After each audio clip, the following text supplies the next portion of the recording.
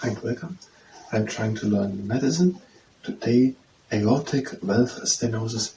And after we've done it, we call it a martial arts basic training. And if you participate in the martial arts basic training, then it's better to your own risk. And we're talking about diseases and the blood system. And this is no medical advice, we're just learning.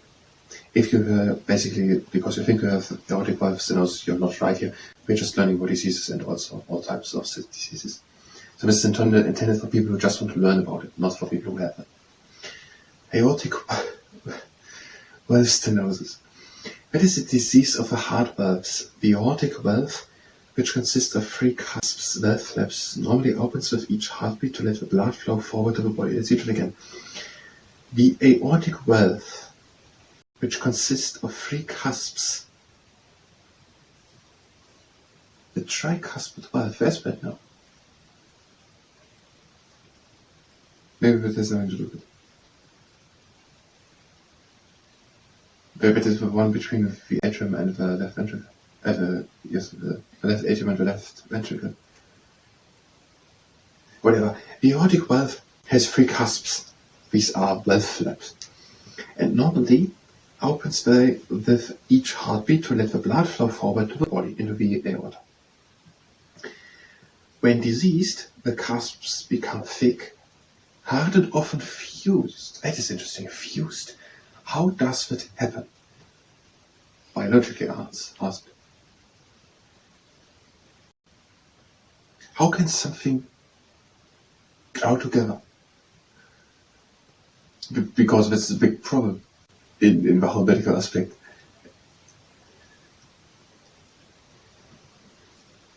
The opening is stenosed, which means narrowed, and obstructs the forward flow of blood. Okay, stenosed means narrowed.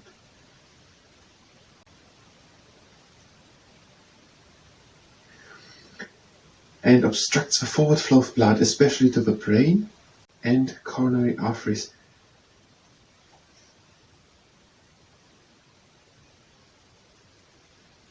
Okay, I don't know who's supplying to the coronary arteries actually. But yes, to the brain because it comes to the arc of the aorta, and when it goes via to the arms, the rest of the body downwards also, but also to the head. As well as being narrowed, the valve may be incomplete. See aortic incompetence. We had it previously. I don't get the difference between the two. It's probably the same thing. It does not close properly because it is thickened. Here it is narrowed. And closes all of it. Okay, it's the opposite. Yes, that would be nice to know what the word incompetence means. Aortic incompetence. Maybe the word incompetence says what it is, like aortic valve stenosis. Some people are born with a stenosis. It may follow infections in young people, or it may develop as a result of hardening of arteries. Okay, it can be born in. It can come through infections, and it can result also as a result of hardening of arteries. Symptoms: angina pectoris, that is pain across the upper part of the chest related to exertion. Angina pectoris. We had angina pectoris, that is the pain in the breast. Choking and throttling pain across the upper part of the chest. But angina pectoris, they said that is more because of physical exercises, and they said already there, I think. And it can be also through things like this here, aortic valve stenosis. Okay, that can cause pain in the upper part of the breast, angina pectoris. Also shortness of breath. Shortness of breath, dizziness, especially when standing up from a sitting or lying position, fainting on exertion. Duration: symptoms persist unless the condition can be treated. Causes: acute rheumatitis, rheumatic fever in early life, which sometimes go unrecognized. The valves are inflamed and the three cusps become fused and jiggled as years go by. Now we have to find out in some place what rheumatic fever is.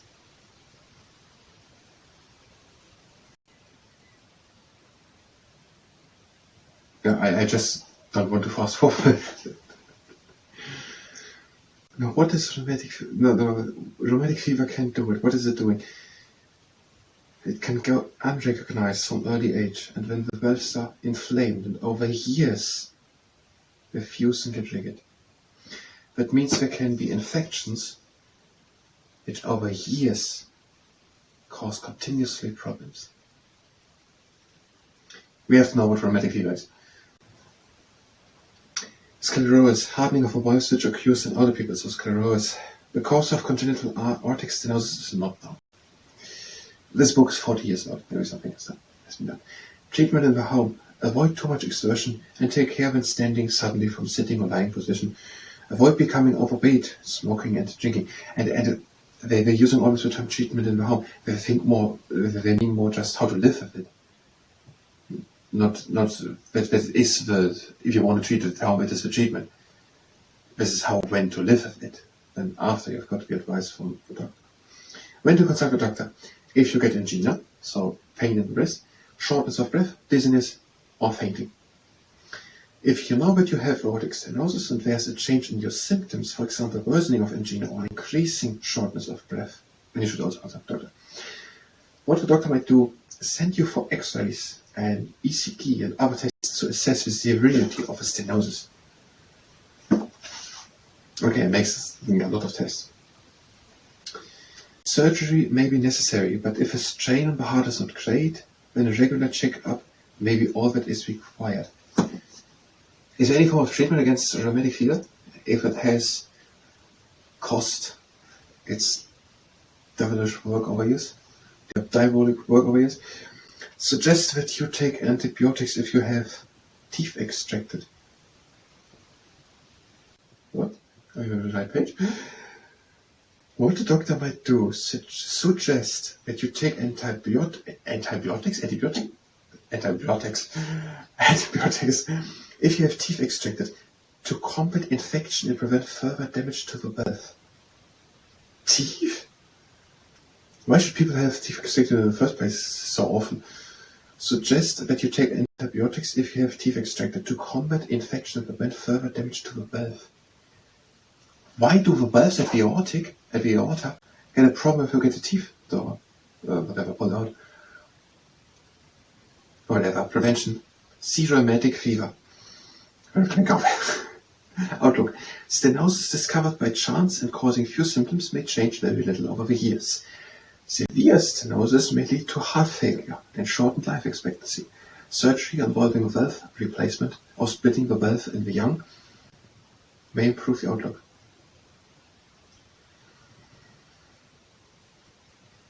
This is 40 years old. I'm pretty sure that there's, in the meantime, a lot which have been done.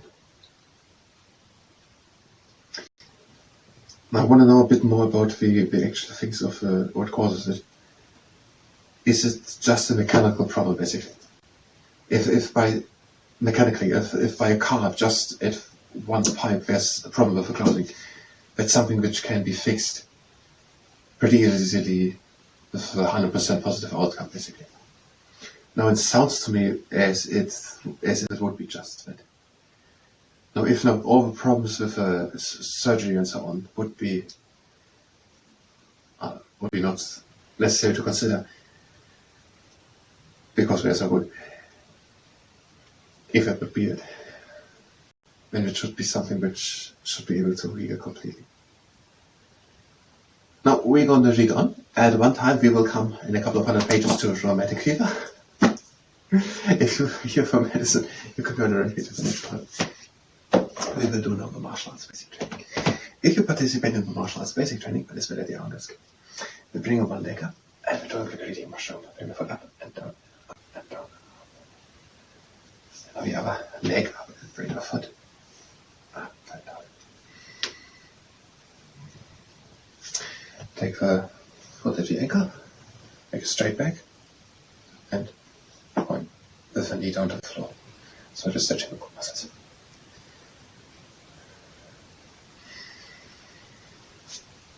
Take the other foot at the ankle, make it straight back, point with the knee down to the floor, so just stretching the core muscles.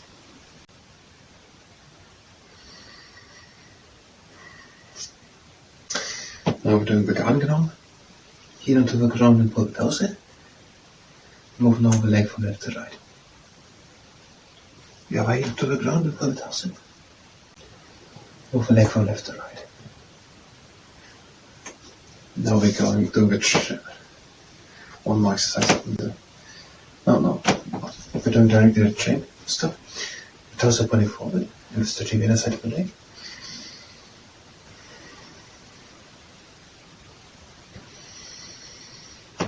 Over to the other side. Toes are pointing forward and stretching the inner side of the leg.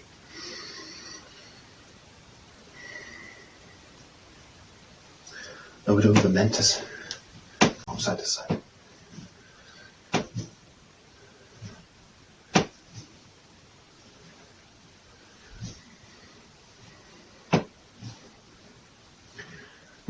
Now we're doing lunges.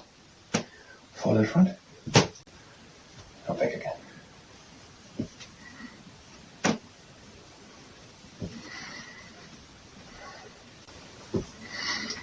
And a few more times.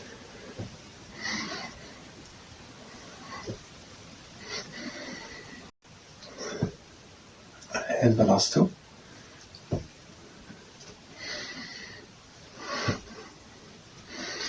Now we're doing the shovel snowplow.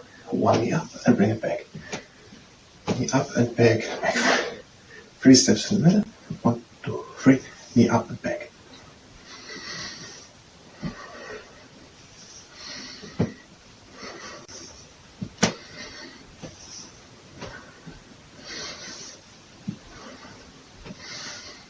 And the last time. Now we're doing stretch kicks. Arm out, kick against it. Upper arm out, kick against it. You can do again 3 steps in the middle.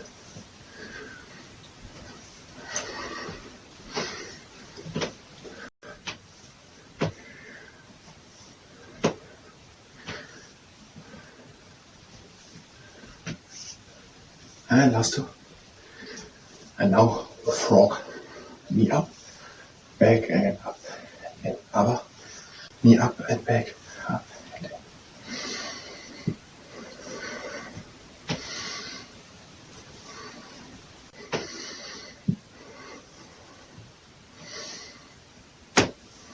And last two.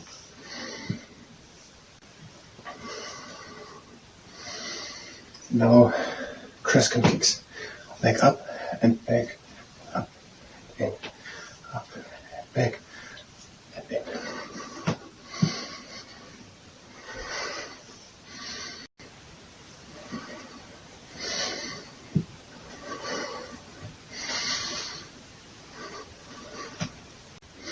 Last two. Now swing kicks. Swing the leg in front, swing it up, step back, 2, 3, the other one.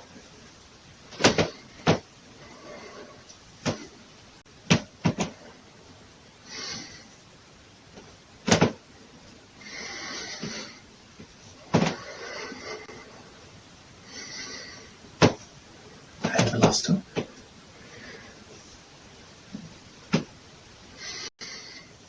And the last exercise, 10 push-ups. Hands underneath the elbows, and the elbows close to the rib cage. The first one, and the second one, the third one, and the fourth one, and also the fifth one, and the sixth one, and the number 7, and the 8th one, 9th, and the 10th. Not just the stretching.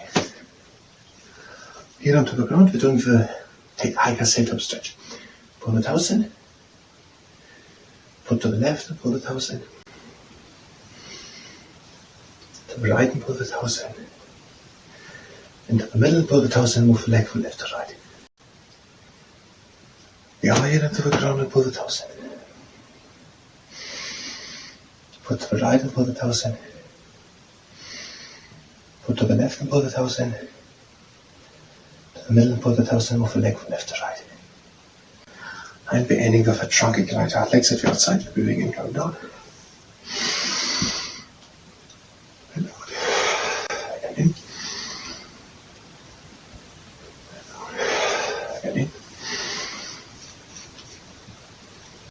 out, and the last time you can close the legs. And out. That was the martial arts basic training. Thank you very much. And next time.